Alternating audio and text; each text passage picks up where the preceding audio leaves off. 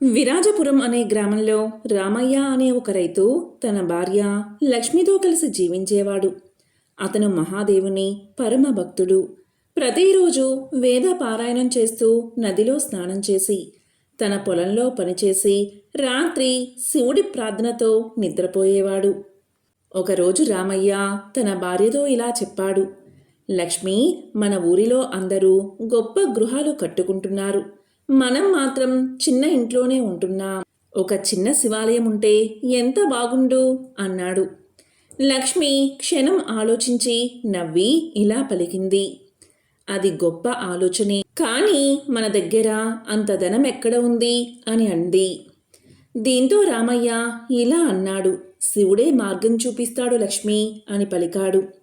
రామయ్య మనస్ఫూర్తిగా శివుణ్ణి ప్రార్థించసాగాడు. ఒకరోజు అతను పొలంలో పనిచేస్తూ ఉండగా ఒక వృద్ధుడు అతని దగ్గరకు వచ్చి, నాకు బాగా ఆకలిగా ఉంది, ఏదైనా భోజనం పెడతావా అని అడిగాడు. ఇక రామయ్య వెంటనే తన భోజనం తీసి వృద్ధుడికి ఇచ్చాడు. దీంతో ఆ వృద్ధుడు తృప్తిగా భోజనం చేసి, నీ భక్తి నన్ను ఆకట్టుకుంది రామయ్య అని చెప్పి శివుడిగా మారి ప్రత్యక్షమయ్యాడు. మహాశివుడు రామయ్యకు ఒక చిన్న శివలింగాన్ని ఇచ్చి, ఇది నీ ఇంట్లో ప్రతిష్ఠించి నిత్యము పూజించు, నీ కోరిక తప్పకుండా నెరవేరుతుంది అని ఆశీర్వదించాడు. ఆ రోజు నుంచి రామయ్య శివలింగానికి ప్రతిరోజు అభిషేకము పూజలు చేసేవాడు.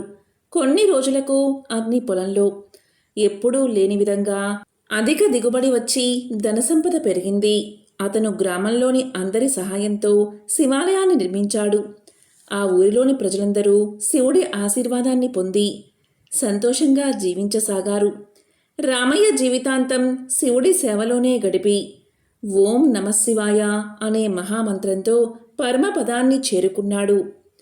భక్తి నిజమైనదైతే దేవుడు పరీక్షించినా నమ్మకం వదలకూడదు. అపరులకు సహాయం చేయడం అనేది దేవుడి సేవే.